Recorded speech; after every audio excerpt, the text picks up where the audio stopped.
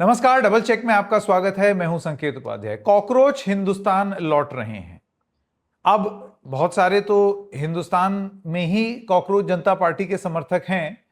ये कहा गया कि वो पाकिस्तान या और जगह से हैं, लेकिन उनके जो संस्थापक हैं, फाउंडर हैं, उन्होंने एक चित्र दिखाया और बोला 94% हिंदुस्तान में। लेकिन संस्थापक अब हिंदुस्तान लौट रहे हैं। हिंदुस्तान लौट करके क्या करेंगे? कॉकरोच जनता पार्टी क्या करेगी? मुख्य मांग क्या होगी 6 जून को, और क्या होगा? आइए अभिजीत दिपके से ही जानते हैं। अभिजीत, आपका बहुत बहुत स्वागत एक बार फिर डबल चेक में। धन्यवाद संकेत। मैं आपसे जानना चाहता हूं अभिजीत जी, क्या करिएगा आप 6 जून को? मैं तो 6 जून को बस अपने देश वापस आ रहा हूँ अपने कॉन्स्टिट्यूशनल राइट एक्सरसाइज करने। जो नीट के बच्चों के साथ हुआ है, 5 बच्चों ने सुसाइड की है। नीट के 42 लाख बच्चे ऐसे जिनके साथ बहुत ही गलत हुआ पेपर लीक के कारण। और मुझे लगता है कहीं ना कहीं इसकी जिम्मेदारी फिक्स होनी चाहिए, इसकी अकाउंटेबिलिटी फिक्स होनी चाहिए। तो इसके चलते मैं एजुकेशन मिनिस्टर धर्मेंद्र प्रधान का रेजिग्नेशन मांगने आ रहा हूँ अपने देश वापस। अभी सीबीएसई वाले मामले में ट्रांसफर हुए हैं सीबीएसई के चीफ, उनके सेक्रेटरी और उनके चेयरमैन, सॉरी, और ट्रांसफर ही हुए हैं। मतलब हटाया एक तरीके से गया है, लेकिन अभी भी ओएसएम सिस्टम नहीं हटा है। मैं आपसे जानना चाहता हूं, क्योंकि अभी ये बहुत ज्यादा चिंता का विषय है, इस पूरी चीज पर आप क्या कहेंगे? सीबीएसई। संकेत, मैं आपके माध्यम से उन सभी पेरेंट्स से पूछना चाहता हूँ जिनके बच्चे आज सफर कर रहे हैं। कुछ के बच्चों ने तो सुसाइड तक कर ली है। इस देश के 5 स्टूडेंट्स सुसाइड करते हैं। मैं उन सभी माता पिताओं से पूछना चाहता हूँ, जब आपके बच्चों को ये स्टेप लेनी पड़ती है because of the failure of the government, और उसके बदले में एक्शन क्या लिया जाता है? बस ट्रांसफर, सस्पेंड तक नहीं हुए संकेत, बस ट्रांसफर किया गया है। क्या इन स्टूडेंट्स की लाइफ की वैल्यू इतनी कम है कि एजुकेशन मिनिस्टर का रेजिग्नेशन तो छोड़िए, जिन ऑफिसर्स पर आपने एक्शन लिया है उनको आप सस्पेंड तक नहीं कर रहे हो, बस ट्रांसफर कर रहे हो? तो क्या वैल्यू बची है इन स्टूडेंट्स की लाइफ की इस कंट्री में? ये तो आप मामले को सरासर दबाने की कोशिश कर रहे हो कि चलो कुछ स्मॉल फिशेस को पकड़ लेते हैं और उसके चलते मामला दब जाएगा। ऐसा नहीं होगा। यह बहुत ही बड़ी बात है। 5 स्टूडेंट्स ने सुसाइड करी है।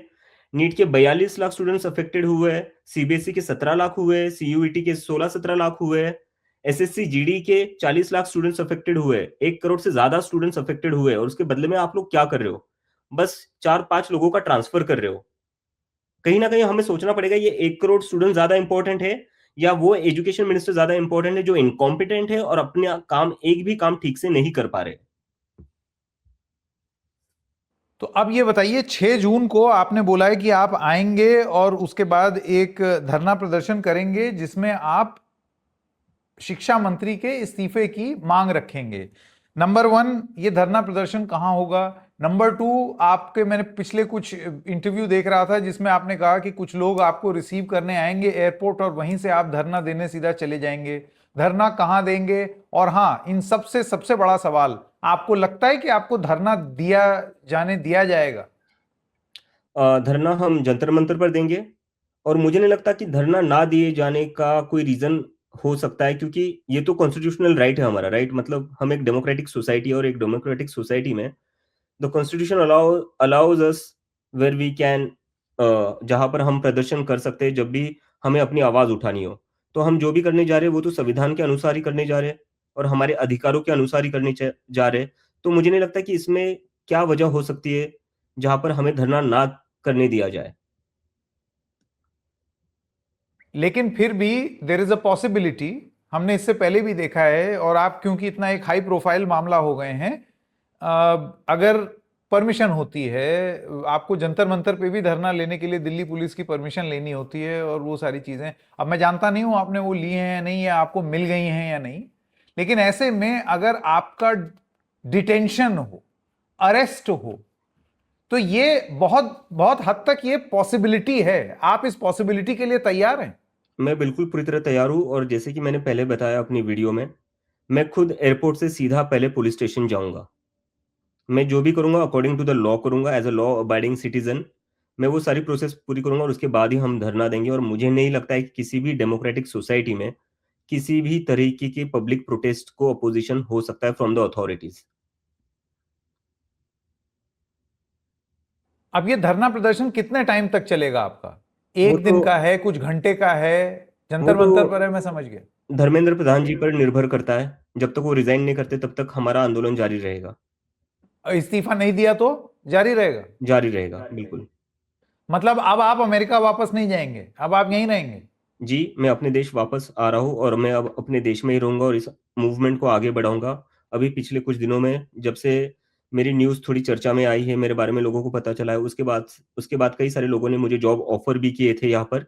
लेकिन मैंने उनको बता बता दिया है कि मैं अब इस मूवमेंट को अबैंडन करके यहाँ नहीं रुक सकता, मुझे अपने देश वापस जाना होगा। अभिजीत जी, मुझे स्मरण आता है 2011 का, जब इसी तरीके से, मतलब मैं तुलना नहीं कर रहा हूं, लेकिन महाराष्ट्र से ही एक व्यक्ति थे जो रालेगांव सिद्धि से आते थे। एयरपोर्ट पर ये बात रहती थी, गिरफ्तार होंगे नहीं होंगे, धरना प्रदर्शन, अरेस्ट, फिर उसके बाद धरना, और फिर उसी में से इंडिया अगेंस्ट करप्शन, और फिर आम आदमी पार्टी निकली। फिर आम आदमी पार्टी और राजनीतिक दल टाइप हो गई, और हमने देखा है कि वो they are part of the political lexicon of this country. इसको लेकर के एक आरोप ये बहुत ज्यादा लगता है, पिछले इंटरव्यू में भी मैंने आपसे पूछा था कि ये बिल्कुल वही स्क्रिप्ट क्या अभिजीत दीपके नहीं प्ले कर रहे हैं जो आम आदमी पार्टी ने 2011 में की थी, और इसलिए अभिजीत दीपके बेसिकली आम आदमी पार्टी का पुनर्जन्म है। संकेत, ये सारा मामला यही के यही खत्म हो सकता है अगर धर्मेंद्र प्रधान एक नैतिक जिम्मेदारी लेते हुए, जिन 5 बच्चों ने सुसाइड किए उनकी नैतिक जिम्मेदारी लेते हुए रिजाइन कर दे। ये मामला यही के यही खत्म हो सकता है। लेकिन लेकिन वो रिजाइन नहीं करे, इसलिए हमें ये मूवमेंट करना पड़ रहा है, ये प्रोटेस्ट करना पड़ रहा है। और मैं आपसे पूछना चाहता हूँ, इस देश में हम कब तक धरनों को बदनाम करेंगे, कब तक हम पब्लिक मूवमेंट्स को बदनाम करेंगे? हमारा देश एक पब्लिक मूवमेंट से ही बना हुआ है। अगर महात्मा गांधी, पंडित जवाहरलाल नेहरू, अंबेडकर, सुभाष चंद्र बोस, भगत सिंह पब्लिक मूवमेंट नहीं करते तो हम आज भी ब्रिटिश की कॉलोनी होते। अगर इमरजेंसी के टाइम जेपी आंदोलन नहीं करते और आज जो लोग हम पर ये आरोप लगा रहे हैं, अगर वो खुद सड़कों पर नहीं उतरते तब तब तो आज भी ये देश इमरजेंसी में रहता, इस देश में डेमोक्रेसी नहीं रहती। तो जो देश पब्लिक मूवमेंट से बना हुआ है, पब्लिक मूवमेंट की वजह से जिस देश में डेमोक्रेसी जिंदा है, उसी देश में आप कब तक पब्लिक मूवमेंट्स को बदनाम करोगे, धरनों को बदनाम करोगे? नहीं, वो धरना देना तो अधिकार है, आप प्रोटेस्ट करना भी अधिकार है, और सभी लोग प्रोटेस्ट से ही निकले हैं। अब मैं आपसे ये पूछना चाहता हूं कि देखिए, ऑनलाइन सपोर्ट जुटाना और जमीन पर सपोर्ट जुटाना, ये दोनों अलग अलग चीजें होती हैं। आपने ऑनलाइन तो इमेजिनेशन कैप्चर कर ली 22 मिलियन प्लस सब्सक्राइबर्स के साथ इंस्टाग्राम पर। जमीनी स्तर पर जमीनी हकीकत अभिजीत दीपके को क्या लगता है, क्या है? क्योंकि कॉकरोच आप ही मानते हैं lazy, it's a party for the lazy. कोई आया ही नहीं तो आपके धरने में? ऐसा बिल्कुल नहीं होगा। ये बहुत ही बड़ी गलतफहमी है कि कॉकरोचेस सबको लेजी लगते हैं। क्योंकि पिछले, जब से मैंने अनाउंसमेंट किया है तो पिछले 24 घंटे में इतने सारे लोग मुझे मैसेज कर रहे हैं, कमेंट्स कर रहे हैं, कुछ लोग तो खुद वीडियो बनाकर डाल रहे हैं कि अभिजीत भाई आप बस इंडिया आ जाइए, मैं खुद एयरपोर्ट पर आपको लेने आ रहा हूँ। मतलब ये कोई एक बंदा नहीं कह रहा है, ऐसे सैकड़ों हजारों लोग कह रहे हैं। आप इंस्टाग्राम खोलकर अभी देखिए, आपको ऐसी ढेर सारी रील मिलेगी जहां लोग बोल रहे हैं कि मैं तो आ रहा हूँ, क्या आप लोग आएंगे अभिजीत को रिसीव करने? और ये खाली मुझे रिसीव करने के लिए नहीं आ रहे, इन लोगों को कहीं ना कहीं जाकर एक होप मिली है। इन लोगों के अंदर का अब डर खत्म हो चुका है। जो हम देखते थे कि 5 साल पहले ये लोग बोलने से डरते थे, अब वो डर खत्म हो चुका है। युवा, आज का युवा नहीं डरता है। जहां जहां कुछ गलत होगा वो युवा अपनी आवाज उठाएगा और डेमोक्रेटिक अपने राइट्स के अनुसार आवाज उठाएगा। और मैं आपको ये गारंटी के साथ बताता हूँ कि धरने में बहुत सारे लोग आएंगे। हमें बहुत सारे लोगों के कॉल्स आ रहे हैं, मैसेजेस आ रहे हैं, and they are just waiting for us to start this movement. आपने, देखिए, ऑनलाइन मैनेज करना चीजें आसान होती हैं, बट जमीन पर एक व्यवस्था बनानी पड़ती है। तो क्या कॉकरोच जनता पार्टी ने वो व्यवस्था जमीन पर बना ली है, या उसकी शुरुआत 6 जून के बाद होगी, जिसमें आपके नीचे कुछ लोग, फिर उनके नीचे कुछ लोग, ऐसे ऐसे करके एक सिस्टम, नहीं नहीं, ऑर्गेनोग्राम जिसे कहा हमारी जाता है? व्यवस्था ऑलरेडी बन चुकी है। We are already working on that, और हमारी एक टीम भी बन चुकी है जो आगे कुछ दिनों में हमारे प्रोटेस्ट के लिए काफी सारी चीजें ग्राउंड पर अरेंज करेगी। अब मैं आपसे एक सवाल पूछना चाहता हूं, ये जो अभी आपने बोला ना कि देश का युवा अब डरता नहीं है, मैंने तो सीबीएसई वाले मामले में देखा कि जो काम विपक्ष से, सत्ता से, प्रशासन से और मीडिया से, इवन कोर्ट से एक्सपेक्टेड था, वो काम 20 साल से कम आयु के लड़कों ने किया। तो युवा तो चुपचाप साइलेंटली देयर, वो ये नहीं कह रहे कि I am taking on the system, एक नाकामी है, एक परेशानी है जिसको वो उजागर कर रहे हैं। तो युवा ने कमान अपने हाथ में ले ली, पार्लियामेंट्री पैनल के सामने भी जा रहे हैं, वेबसाइट भी एक्सपोज कर रहे हैं। आपको लगता है कि हर तरीके का विरोध जुलूस और धरने से आने वाला विरोध नहीं है, वो किसी भी तरीके से आ सकता है, वो सिस्टम की खामी बता करके और दृढ़ संकल्प के साथ कि मैं पीछे नहीं हटूंगा, उससे भी हो सकता है। बिल्कुल संकेत, मैं आपकी बात से पूरी तरह सहमत हूँ और मैं सल्यूट करता हूँ सार्थक, निसर्ग और वेदांत को। इन 3 बच्चों ने 16, 17, 18, 17, 18, 19 साल के बच्चे हैं ये 3 बच्चों ने वो काम कर दिखाया है जो इस देश की मीडिया को, मेन स्ट्रीम मीडिया को करना चाहिए था। इस देश की मेन स्ट्रीम मीडिया को शर्म आनी चाहिए। कुछ मीडिया वाले आज क्रेडिट ले रहे हैं उनके काम का, कह रहे कि हमारी खबर का असर, सीबीएसई ने एक्शन ले लिया। अरे आप लोगों को शर्म आनी चाहिए। आप उन बच्चों को क्रेडिट तक नहीं दे रहे हो जिनके एक्सपोज को आप अपना बताकर चला रहे हो। ये आपकी नाकामी थी जिसके कारण इन बच्चों को खुद सिस्टम को एक्सपोज करना पड़ा है। और यही होगा जब जब सारे इंस्टीट्यूशंस अपना काम ढंग से नहीं करेंगे, जब जब इस देश की मीडिया खुद को बेच देगी, तब इस देश के युवा खुद आगे आकर सिस्टम को एक्सपोज करेंगे और अपनी बात आगे रखेंगे, क्योंकि अब दूसरा कोई चारा बचा नहीं है। युवा समझ चुका है कि उनकी बात रखने के लिए कोई है नहीं। मेरे आखिरी कुछ सवाल, उसके बाद फिर हम आगे बढ़ेंगे। अभिजीत जी, ऐसा है कि मीडिया की क्योंकि आपने बात की, तो अभी खासा चर्चा में बात आई टीचर्स की, कि टीचर्स को कोई ज्ञान नहीं है, न जानकारी न कौड़ी, इस तरीके के शब्द प्रयोग करके उनके लिए एक संबोधन हुआ और उसके बाद फिर हमने देखा कि टीचर्स ने भी बख्शा नहीं। अब इस पे मेरा एज अ जर्नलिस्ट मैं आपसे ये बताना चाहता हूं कि भाषाई मर्यादा अगर आपको गिरानी पड़ रही है तो फिर आप टीचर हो या एंकर, वो शोभा नहीं देता। पब्लिक लाइफ में आपको भाषाई मर्यादा बना करके रखनी चाहिए। ये दिक्कत कुछ टीचर्स में भी है, ये दिक्कत कुछ एंकर्स में भी है। ऐसे में आपको लगता है कि ये इस देश के जो युवा हैं, जेनजी हैं, यंग बच्चे हैं, वो इन सब डिबेट से उनका दिमाग भटकता है या ये गुस्से को और केंद्रित करता है? बिकॉज ये क्लियरली एक ऐसा एक्ट है जो साइडलाइंस पे हुआ, इसका मेन मुद्दे से कोई लेना देना नहीं था।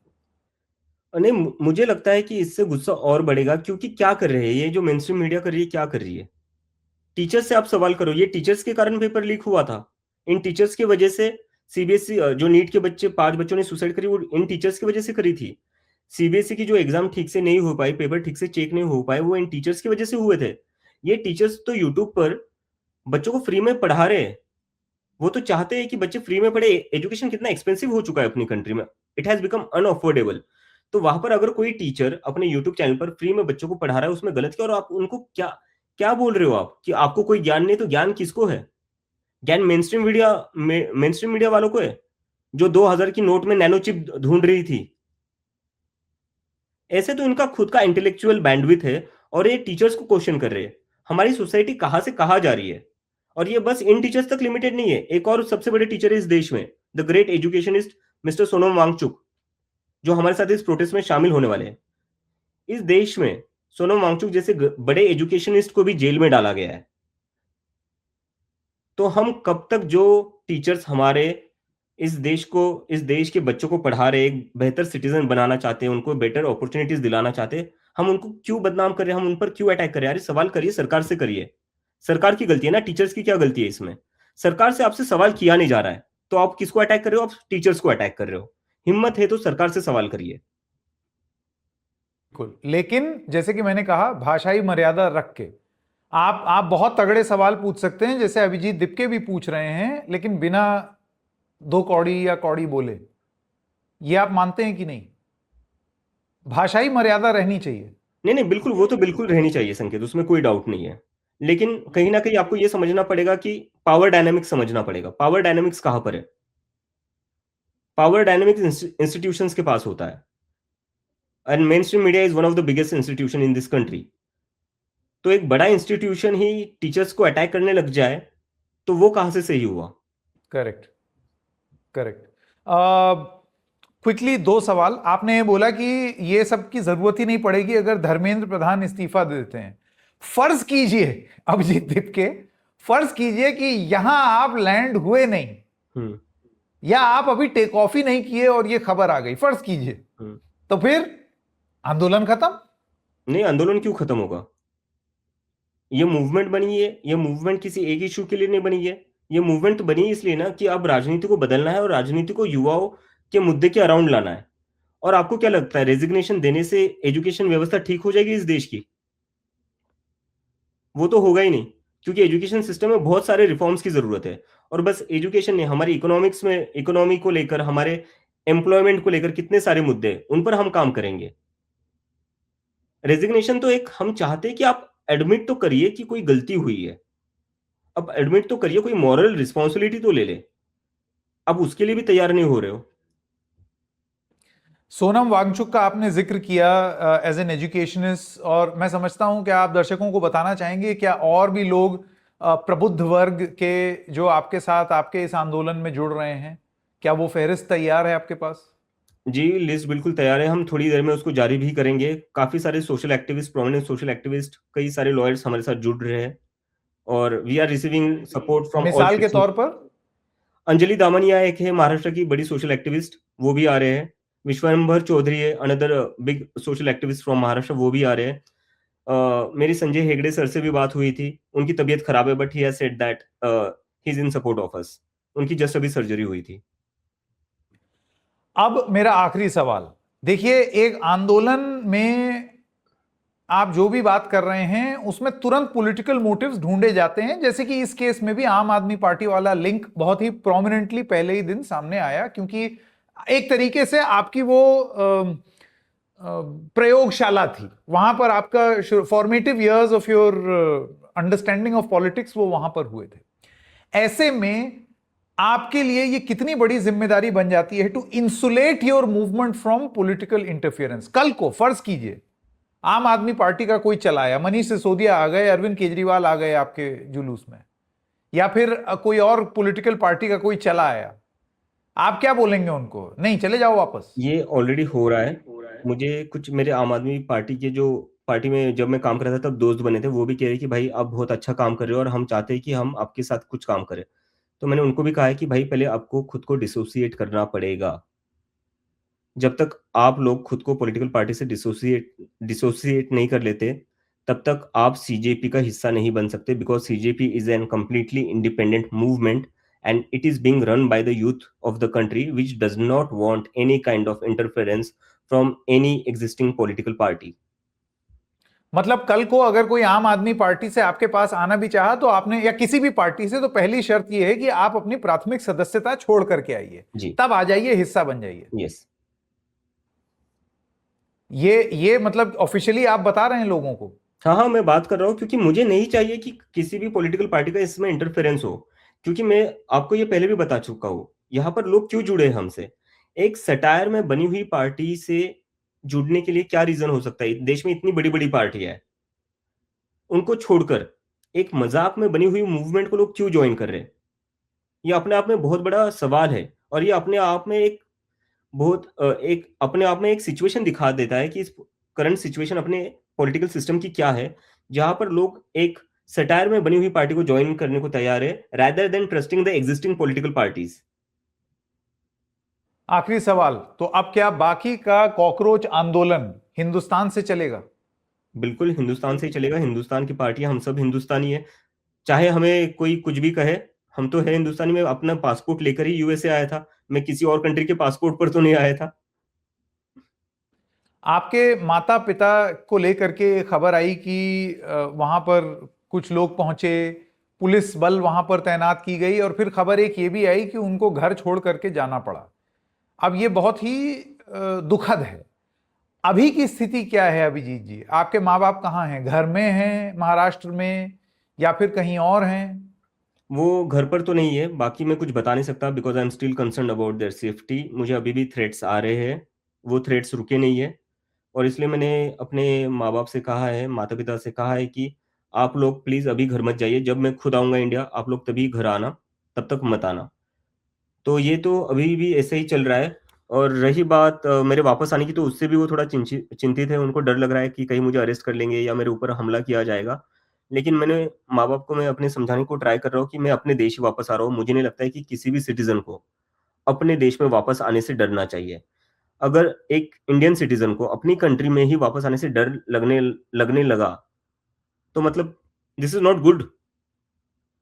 मैं तो अपने घर आ रहा हूँ, अपने देश आ रहा हूँ, तो मैं क्यों डरूं किसी चीज से। और माँ बाप को भी मैं यही समझा रहा हूँ कि आप चिंता मत करिए, और जो भी होगा हम सब उसको संभाल लेंगे।